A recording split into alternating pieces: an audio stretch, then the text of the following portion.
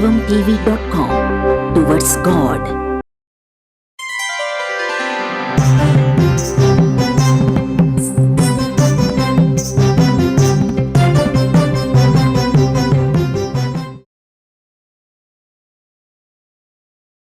నమస్కారం.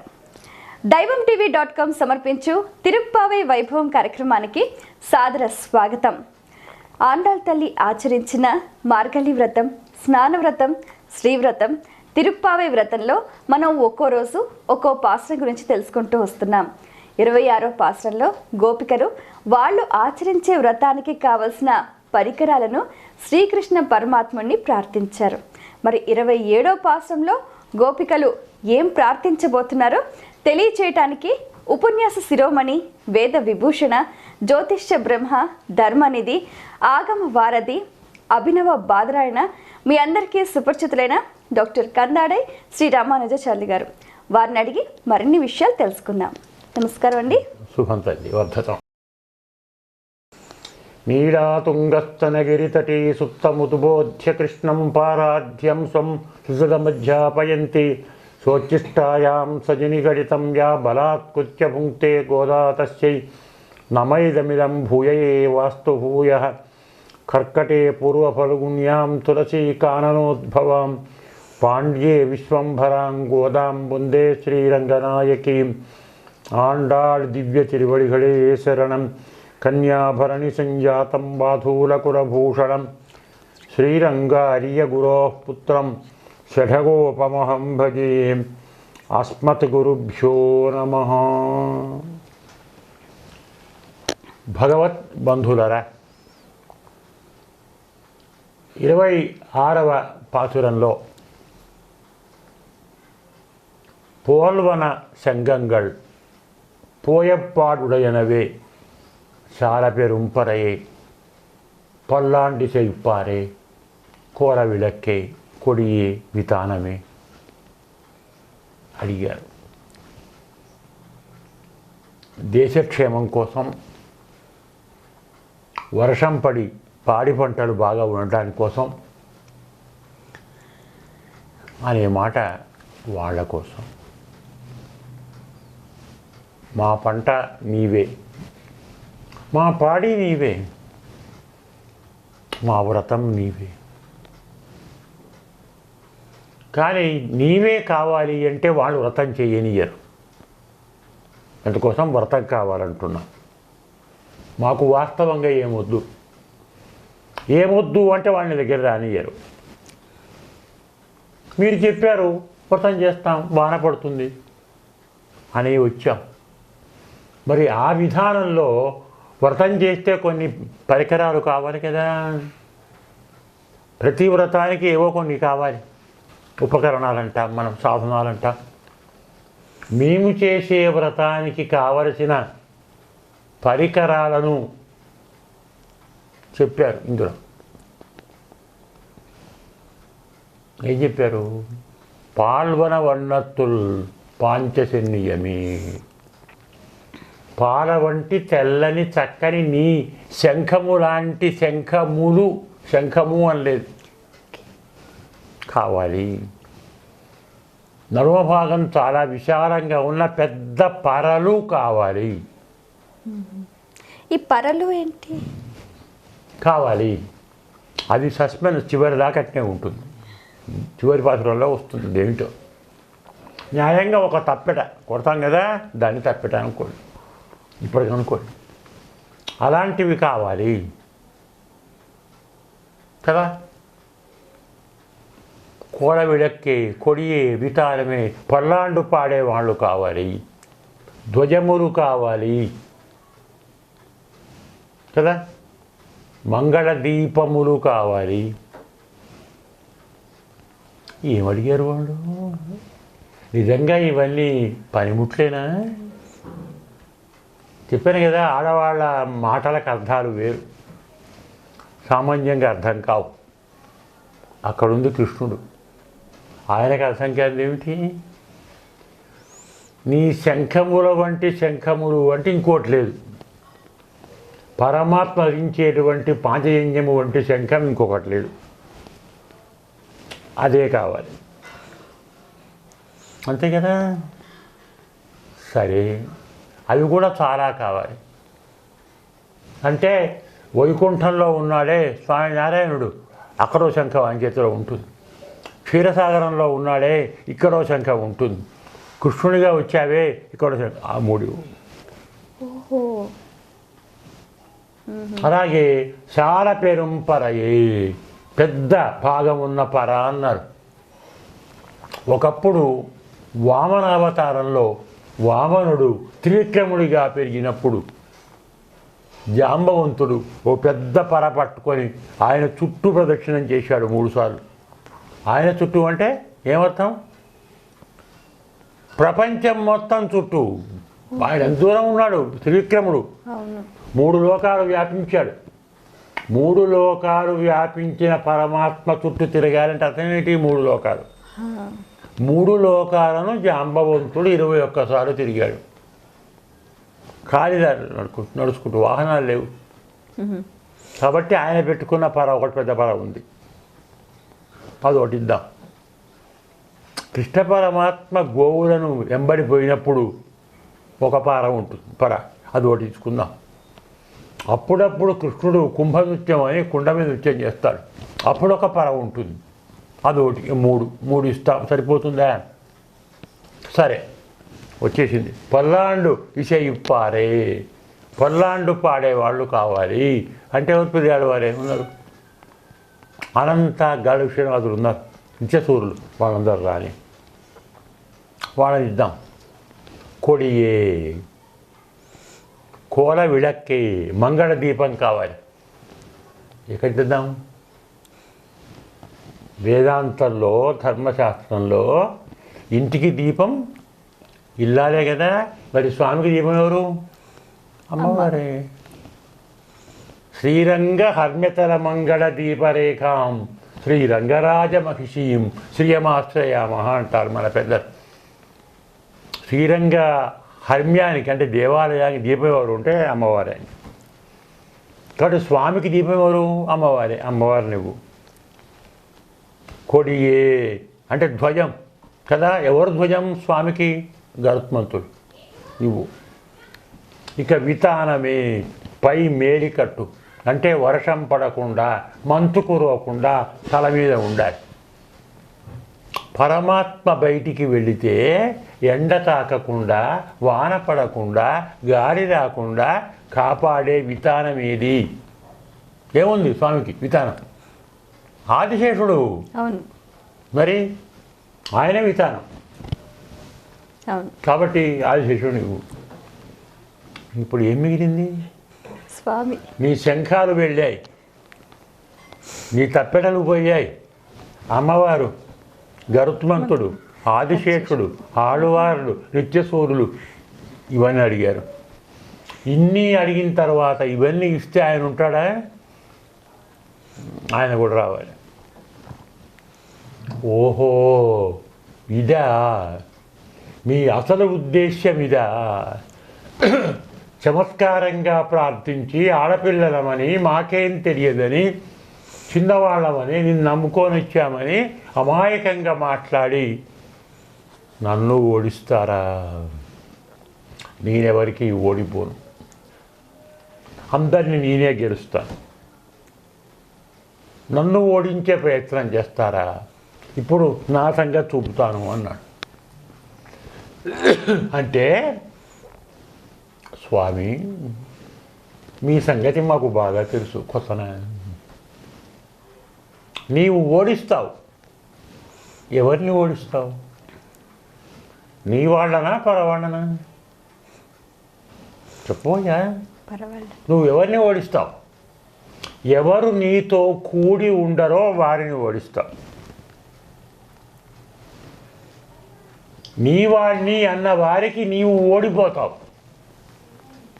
నేను నీ వాడిని కాను అన్నవాడిని ఓడిస్తావు.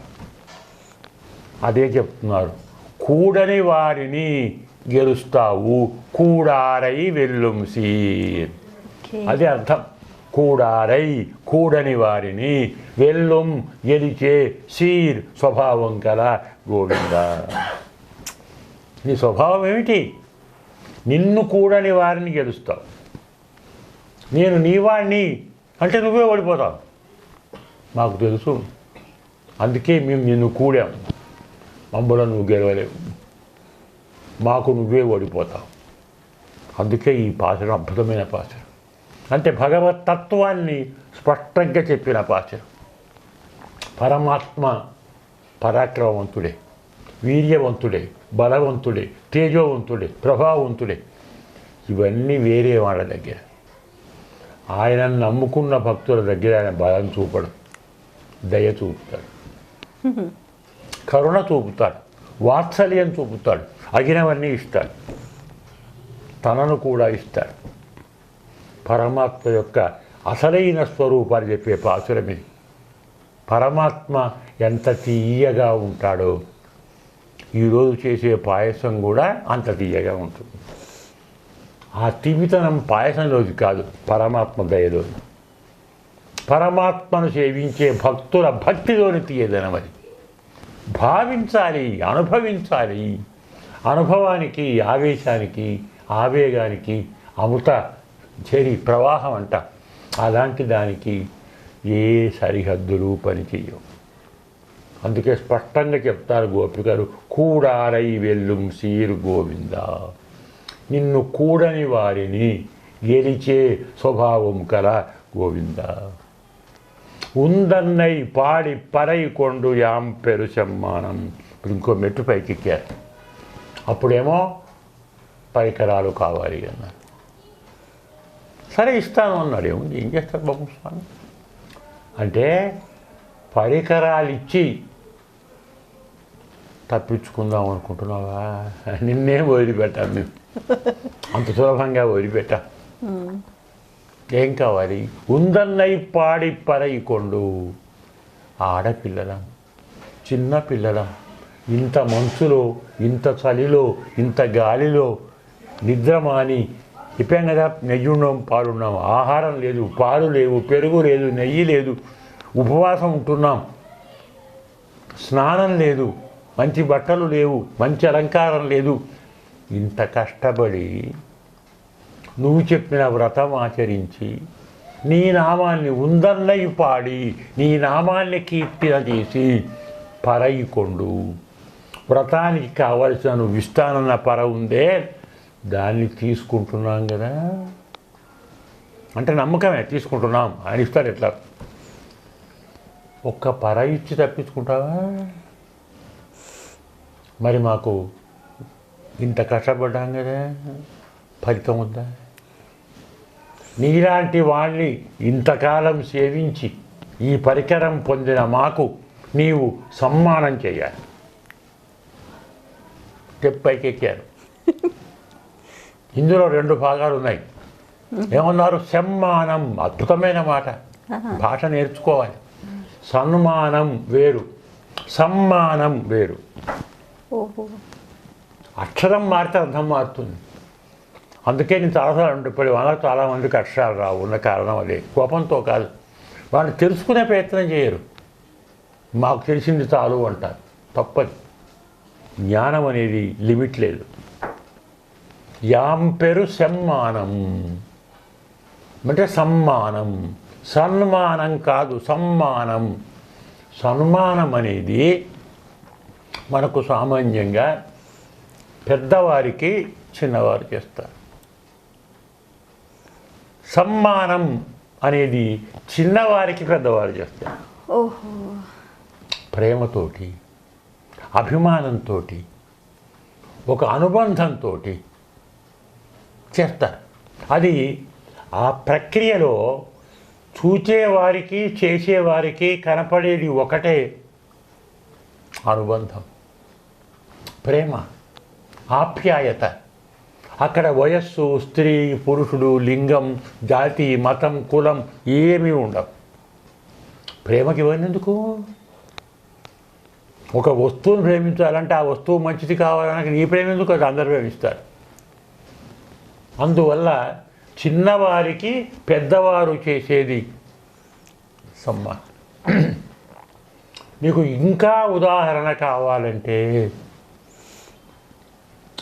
కాస్త రామాయణంలోకి వెళితే రామాయణంలో దొరకని ఉదాహరణ ఉండదు. రామాయణం చదివేవాళ్ళు తక్కువ, తెలుసుకునేవాళ్ళు తక్కువ. అదొక అఖండమైనటువంటి జ్ఞాన భాండాగారం. అందులో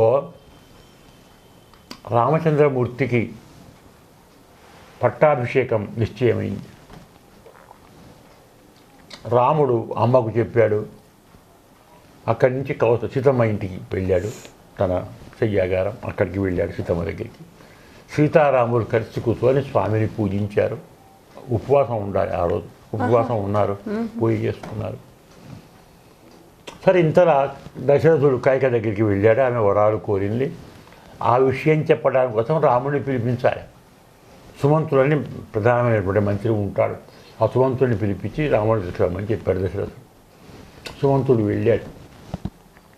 అయ్యా, నాన్నగారు రమ్మంటున్నారు అనకూడదు.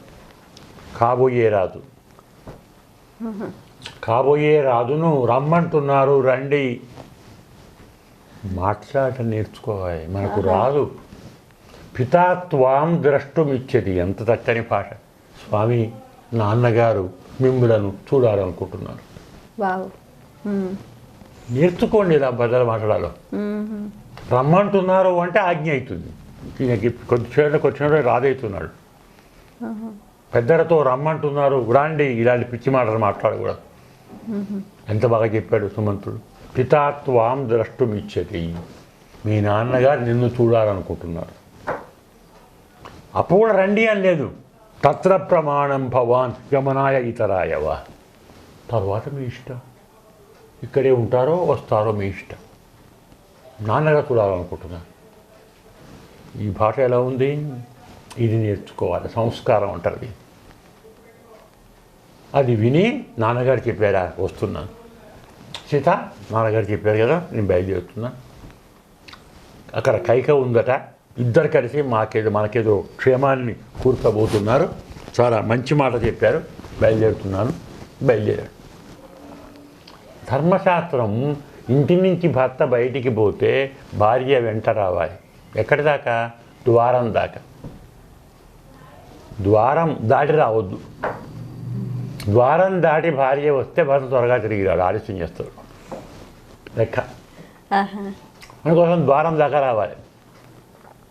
ఈమె మనకు శాస్త్రం ఉంది. బయటికి పోతున్నప్పుడు ఇంట్లో ఉన్నవాళ్ళు ఏం చెప్పాలి? ఇప్పుడు మన అలవాటు హ్యాపీ జర్నీ అయిపోతుంది. ఏమిటి హ్యాపీ? హ్యాపీ జర్నీ కాదు, కావాల్సింది శుభం జరగాలి. సంతోషం కాదు, విఘ్నాలు లేకుండా ఉండాలి, ఆపదలు లేకుండా ఉండాలి. దాన్ని ఏమంటారు?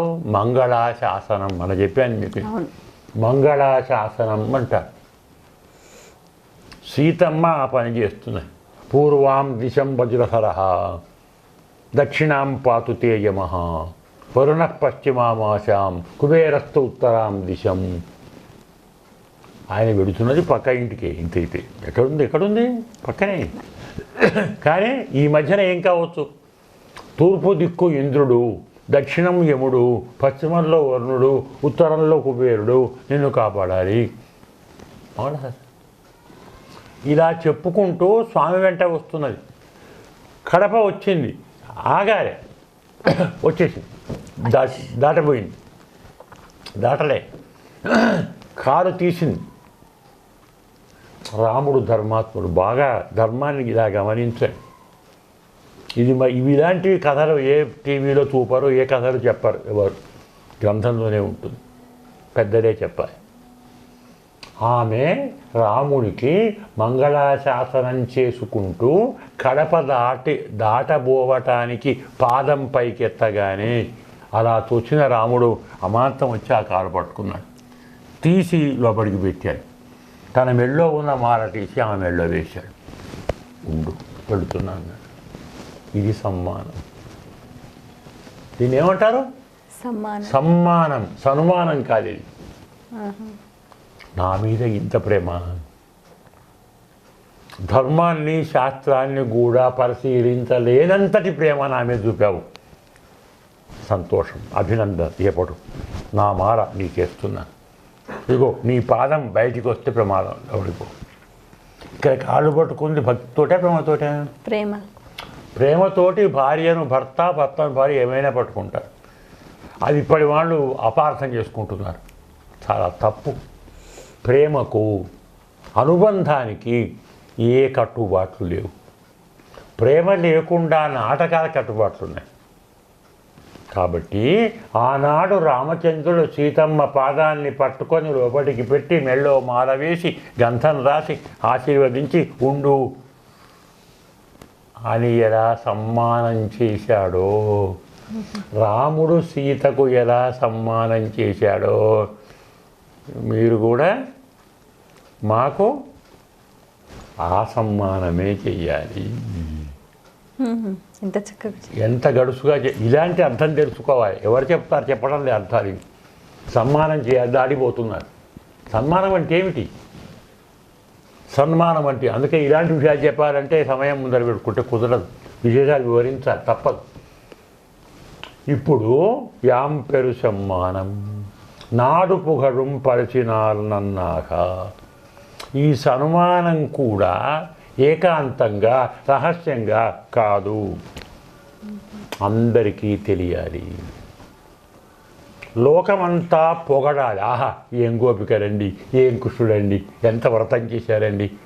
వ్రతం చేశారు, కృష్ణుడితో మంచి సమ్మానం పొందారు, మంచి ఆదరణ పొందారు. అబ్బా, ఎంత భాగ్యవంతులండి. లోకమంతా పొగడాలి. అలా చెయ్యి అంటే కీర్తి కోరుతున్నారా గోపికలు? వాళ్ళ కీర్తి కావాలా? పరమాత్మను సేవించి, పరమాత్మ కోసం పరితపించి, పరమాత్మ కోసం అన్ని మానుకొని స్వామిని ఆరాధిస్తే అలాంటి భక్తులకు ఎలాంటి ఫలితం కలుగుతుందో లోకం మొత్తం తెలియాలి. తెలిసి ప్రతివారు పరమాత్మలాగే సేవించాలి. అందుకు పొగడటం అంటే గోపికలకు కీర్తి కాదు. ఈనాడు గోపికలు కృష్ణ పరమాత్మతో ఇలాంటి సన్మానం పొందారు అనే విషయం లోకానికి తెలిస్తే మేము కూడా పొందుతాం. ఆ వ్రతం మేము కూడా చేస్తాం. 10 మంది తెలుసుకుంటారు, 10 మంది బాగుపడతారు కదా, భక్తులు అవుతారు. ఇలా లోకమంతా పరమాత్మ భక్తిలో మునిగి తేరటం కోసం నాడు పొగడం పరిచినాలన్నాక మాకు కీర్తి కాదయ్యా, లోకమంతా బాగుండాలి. మా వ్రతం లోకం బాగుండాలి, మా సేవ భక్తులు బాగుండాలి, మా ఆరాధన నీవు బాగుండాలి. మా కీర్తి ఏమిటి? సరే, ఇంతకు సమ్మానం ఏం చేయమంటారు? మాలేస్తే అయిపోతుందా? ఏనా తప్పించుకోకు, మేము అలా వదిలిపెట్టాను నిన్ను. సూడగమి తోల్వడియే తోడే చెవిపూవే పాడగమి. చెవికి కమ్మలు కావాలి, భుజములకు భుజకీర్తులు అంటాం, ఆభరణాలు అవి కావాలి. తోడే అంటున్నారు మనకు. చూడగమి తోలువడియే తోడే చెవి పువ్వే. ఇక్కడ చెవి పూరి కింది పైన కమ్మలు ఉంటాయి, కింద పువ్వు ఉంటుంది. చెవి పువ్వే పాడగమి. పాదాలకు పట్టీలు, మట్టిలు కావు, కంకణాలు.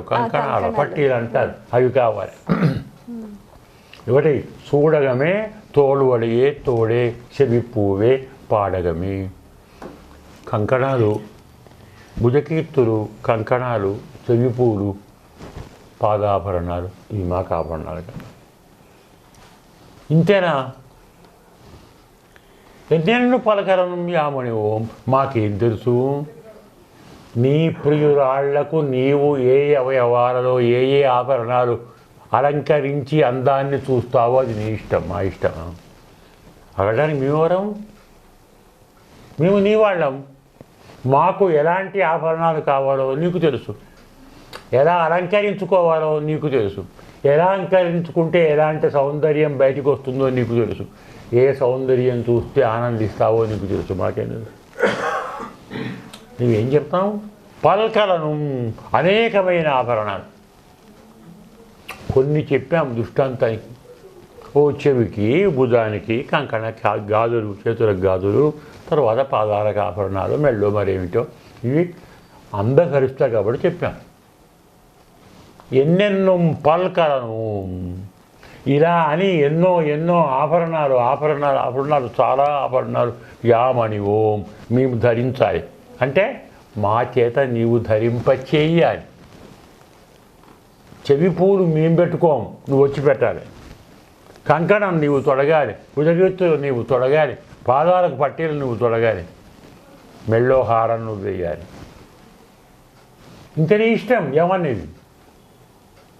ఇది అయిన తరువాత ఆడయుడుపో, అప్పుడు చక్కని మంచి వస్త్రాలు కట్టుకుంటాం. అన్ని ఆభరణాలు పెట్టుకొని మంచి వస్త్రాలు కట్టుకుంటాం. మరి ఆభరణాలు వస్త్రాలు అయిన తర్వాత ఏం చేయాలి? కడుపు నిండా తినాలి కదా.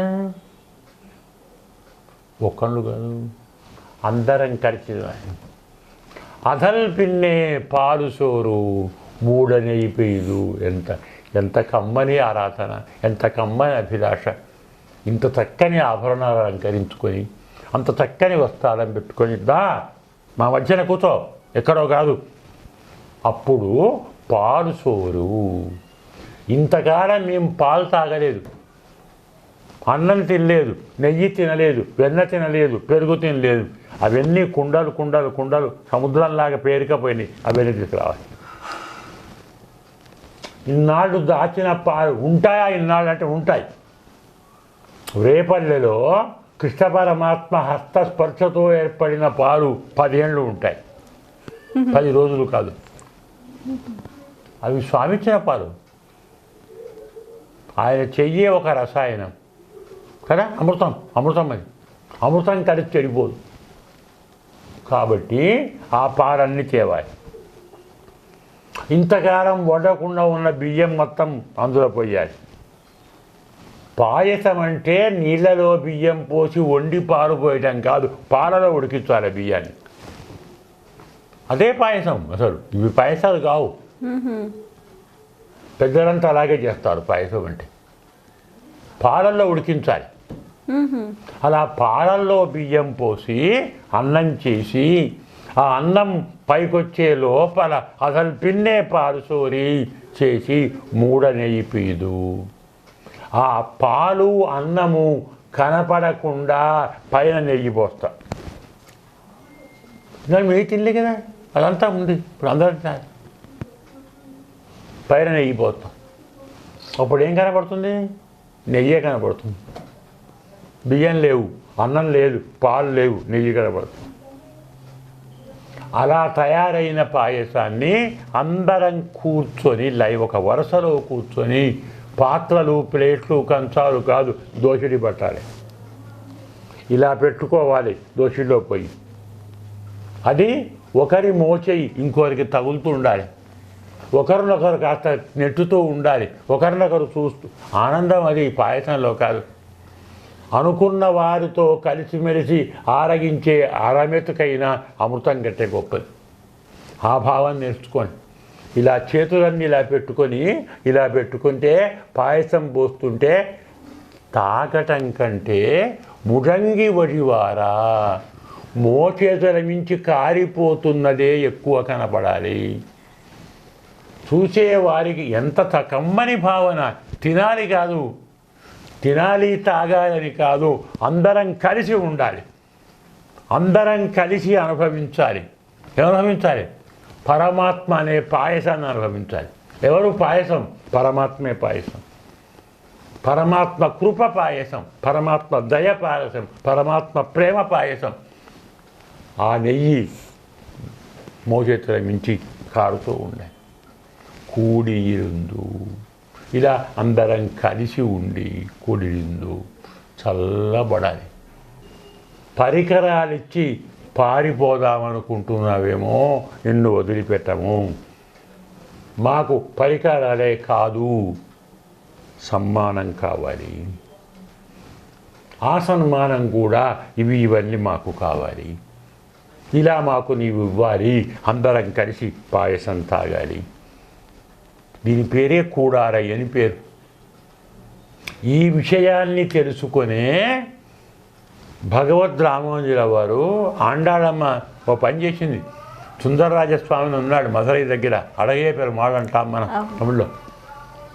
108 గంగాళాలతో పాయసం చేసి నీకు సమర్పిస్తానని ఆండాళమ్మ మొక్కులు మొక్కింది, నాకు స్వామితో కళ్యాణం అయితే. కానీ ఆమె చేయలేదు. ఈయన చూశాడు, అయ్యో మా తల్లి మొక్కింది కదా, నేను పూర్తి చేస్తాను అని తాను వచ్చి 150 గంగాళాల పాయసం రామానుజుల వారు చేయించారు. అందుకే రామానుజుల వారిని గోదమ్మకు భ్రాత అన్న అంటారు. భ్రాత చేత్ యతిశేఖర అని చెప్తారు.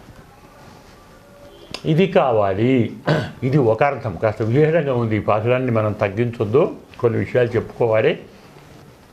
ఇందులో ఏమడిగారు గోపికరు? చెవికి ఏదో దుద్దులు, చెవి పూలు, ఈ 2 అనుకోండి, బుధకీర్తులు, గాజులు, కాళ్ళకు పట్టీలు.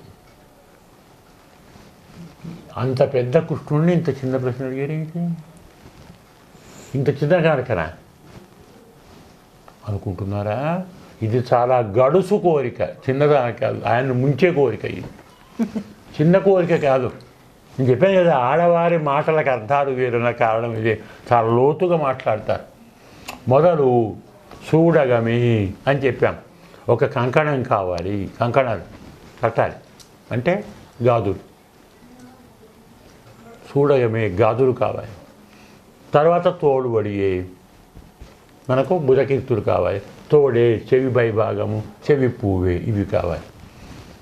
మొదలు కావాల్సింది ఏమిటి? గాజులు. ఏమడిగారో తెలుసా? నన్ను పెళ్లి చేసుకోవాలి అని అడిగారు. ఎందుకంటే ఎలాగంటే వివాహంలో అసలు వివాహంలో అర్థం ఏమిటి? పాణిగ్రహణం. ఈ పుస్తరు ఎక్కడ వెళ్ళాలి, ఇవన్నీ తర్వాత వచ్చినాయి. దాని పేరేమిటి? పాణిగ్రహణం. మొదలు చేపట్టుకోవాలి. పాణిగృహ్ణీష్వ పాణిన, అమ్మాయి హస్తాన్ని అబ్బాయి పట్టుకోవాలి. అది వివాహం, పాణిగ్రహణం. అంటే ఏమిటి? భర్తగా కాబోయేవాడు తను కాబోయే భార్య యొక్క శరీరంలో మొట్టమొదలు తాకే అవయవం ఏమిటి? చెయ్యి. గాజులు కావాలి. ఆ చెయ్యి ఖాళీగా ఉంటే బాగుంటుందా? కలకల ఆడాలి కదా, బాగా గాజులు చూడు. గాజులు అన్న పేరుతో పాణిగ్రహణం చేసుకోము. పేరుకు మాత్రం గాజులు. తోలుబడియే. పాణిగ్రహణం అయిన తరువాత ఎదురుగా ఉన్న భార్యాభర్తలు పక్కపక్క కూర్చుంటారు. అవునా? అంటే అప్పుడు భుజాలు రాసుకుంటాయి కదా. మరి భుజాలకి ఆభరణాలు వద్దా? ఖాళీగా ఉండాలా? అందుకు ఉండాలి. మరి భుజాలు రాసుకునేంత చనువు ఏర్పడిన తర్వాత నెక్స్ట్ ఏమిటి? అమ్మాయి చెవిలో అబ్బాయి కొన్ని మాటలు చెప్తాడు, రహస్యంగా చెప్తాడు. అంటే ఆమె సిగ్గును పోగొట్టడానికి, బిడియం పోగొట్టడానికి, భయం పోగొట్టడానికి చెప్తాడు. ఎక్కడ చెప్తాడు? చెవిలో చెప్తాడు. అవునా? మరి ఆ చెవికి ఆభరణాలు వద్దా కదా? చెవి పువ్వే. ఇంతవరకు వచ్చిన తర్వాత చెవి దాకా వచ్చి రహస్యాలు చెప్పి పరస్పరం బిడియం భయం పోయిన తర్వాత నెక్స్ట్ స్టేజ్ ఏమిటి? అమ్మాయి కాస్త అలుగుతుంది. ఆ అలక పోగొట్టడానికి అబ్బాయి ఏం పట్టుకుంటాడు? కాళ్ళు పట్టుకుంటాడు. దానికి పట్టీ కావాలి. అంటే ఏమిటి? ఎంత గడుసుగా కోరారు. చెయ్యి పట్టుకోవటంతో మొదలుపెట్టి కాలు పట్టుకోవడంతో ముగియాలి. అంటే మన దాంపత్యం అంతటి అంగరంగ వైభవంగా అనురాగ పరిపూర్ణం కావాలి. ఏమడిగారు? ఆభరణాలు అడిగారా? ఇది ఆడవారి గడుస్తుతనం. ఏది చెప్పరు, నోరు విప్పి చెప్పరు, సిగ్గు కదా. కానీ అన్నీ చెప్పేస్తారు. ఎదుట ఉన్నవాడు తెలుసుకునేవాడైతే చెప్తాను. చూడగమే తోలుబడి కంకణము, భుజకీర్తులు, చెవి పువ్వు, పాదాభరణము అనే దాంతో పాణిగ్రహణం నుండి పాదగ్రహణం దాకా అడిగారు. ఇది సమ్మానం. పాణిగ్రహణం నుంచి పాదగ్రహణం అంతే కదా మరి. బాగుంది. ఇది మొదలు ఇక్కడ కంకణం, ఇక్కడ పట్టి. ప్రారంభమైంది కంకణం, ముగిసింది పట్టి. ఇక ఈ రెండు అయిన తర్వాత అనుభవమే అనుభవం. అదంతా పాయసం. భార్యాభర్త ప్రేమంతా పాయసం. అందులో పాలు అంటే ఏమిటి? ప్రీతి కదా. బియ్యము అనేటువంటివి గుణం యొక్క స్తవం కదా. అందులో నెయ్యి అనేటువంటిది అనురాగ పరంపర. కాస్త తీయగా ఉండాలి కదా, చక్కెర కావాలి, కాస్త ప్రణయ కలహం. ఇవన్నీ చేసి అనుభవిస్తుంటే నెయ్యి కనపడాలి, అంటే ప్రేమ కనపడాలి. భార్యాభర్తల దాంపత్య ప్రవృత్తిలో చూసేవారికి వారి ప్రేమ ఎంత గొప్పదో కనపడాలి. వారి చేష్టలు కాదు, చేష్టలు కనపడకూడదు, మనసులోనే ఉంటాయి. అబ్బా వాళ్ళు ఎంత అనురాగం ఉందండి అనాలి. ఇది లౌకికం. ఇదే వైదికంలో పరమాత్మ మనకు ప్రియుడు, మనమందరం ప్రియురాళ్ళం. పరమాత్మ గుణాలు అనుకుంటున్నామే, అవి పాలు. పరమాత్మ యొక్క అద్భుతమైనటువంటి స్తోత్రం చెప్పుకుంటున్నామే, అవి బియ్యం. పరమాత్మ కైంకర్యం ఉందే, అది నెయ్యి. అందులో ఉన్న ప్రీతి ఉందే, అది చక్కెర. ఇలా పాయసం తయారు చేసి మోచేతులు అన్నారు. చెయ్యి అంటే కర్మ, దానికి ముందు భాగము ఇక్కడ ఉంటాం అంటే జ్ఞానము. ఇది ఆ పాయసం తాగుతుంటే జ్ఞానం ద్వారా కైంకర్యం కనబడాలి. నెయ్యి కనబడాలంటే కైంకర్యం కనపడాలి. పరమాత్మ సేవ చేయాలి. పరమాత్మ సేవ చేస్తున్నప్పుడు పరమాత్మ యందు వీడికి ఎంత భక్తి అనేది తెలియకూడదు. పరమాత్మ కైంకర్యం తెలియాలి. నిరంతరం పరమాత్మ గుణాలను అనుసంధానం చేసుకుంటూ ప్రీతితో ఆయనకు మనం చేసేటువంటి కైంకర్యం కనబడాలి. ఈ పాసురం కైంకర్య ప్రధానం, భక్తి ప్రధానం, ప్రీతి ప్రధానం, గుణ ప్రధానం, ధర్మ ప్రధానం. ఇందులో ఒక భాగం దాంపత్యం ఎలా ఉండాలో చెప్పారు. ఒక పక్క ప్రియుడు ప్రియుడు ఎలా ఉండాలో ఓ పక్క చెప్పారు. ఒక పక్క పరమాత్మ జీవాత్మ ఎలా ఉండాలో ఓ పక్క చెప్పారు. మరి ఎలా ఒకరినొకరు ఆదరించుకోవాలి, ఎవరు ఎవరిని సన్మానం చేయాలి, ఎవరు సన్మానం చేయాలి. అద్భుతమైన పాసురం. ఎన్ని గంటలు చెప్పినా తక్కువే, ఎక్కువ చెప్పలేం కాబట్టి సారం వివరించాం. ఇంకా 95% మిగిలి ఉంది చెప్పవలసింది. అది మనం మరో 7 కూడా కావాలంటే అప్పుడు కొంత చెప్పుకుందాం. అస్మద్గురుభ్యో నమః. సోచ్చిష్టమాలికాబంధగంధబంధుర జిష్ణవే విష్ణుచిత్తతనూజాయై గోదాయై నిత్యమంగళం మాతృచాకించనత్రాణబద్ధకంకణపాణయే విష్ణుచిత్తతనూజాయై గోదాయై నిత్యమంగళం శ్రీమత్యై విష్ణుచిత్తార్య మనోనందన హేతవే నందనందన సుందర్యై గోదాయై నిత్యమంగళం శ్రీనగర్యాం మహాపుర్యాం తామ్రపండిత్తరీతటే శ్రీచింతనీమో రఘుపాయ మంగళం శేషో వా సంయనాథో వా శ్రీపతిర్వేది సాత్వికైః విదర్క్యాయ మహాప్రాజ్ఞైర్భాష్యకారాయ మంగళం తురామురావతీర్ణాయ తోషితాఖిలసూరయే సౌమ్యజా మాతృమునయే శేషాంశాయాస్తు మంగళం మంగళాశాసనపరైర్మదాచార్య పురోగమైః సర్వైశ్చ పూర్వైరాచార్యైः సత్కృతాయాస్తు మంగళం కన్యాభరణి సంజాతం బాధూరకులభూషణం శ్రీరంగార్యగురోః పుత్రం షడగోపమహం భజే. అస్మద్గురుభ్యో నమః. చాలా సంతోషం అండి, మీ అమూల్యమైన సమయాన్ని కేటాయించి తిరుప్పావై అందులోని సారాంశాన్ని, వేదాల్ని, శాస్త్రాన్ని అంతటినీ కూడా వివరంగా మా అందరికీ తెలియజేసినందుకు ధన్యవాదాలు. శుభం. వీక్షించారు కదండి, ఇది తిరుప్పావై వైభవం. మీరంతా తెలుసుకున్నారు కదా. 30 పాసులను కూడా ప్రతిరోజు పఠించండి. మీకు అది తమిళంలో ఉంది, ద్రవిడంలో ఉంది, పలకడం రాకపోయినా కనీసం భావాన్నైనా స్మరించండి, మననం చేయండి, ఆచరించండి, అనుసంధానం చేయండి అని చెప్పి గురువుగారు చెప్పారు. ఆ విధంగా 30 చేయలేకపోయినా కనీసం చివరి 3 పాస్టర్లన్నా వాటి భావాన్ని ప్రతిరోజు భగవంతుడి ముందర మనం ప్రార్థిస్తే ఆ పరమాత్ముడు పరవశం చెంది మీకు కావాల్సినవన్నీ కూడా అందిస్తాడని తెలియజేశారు.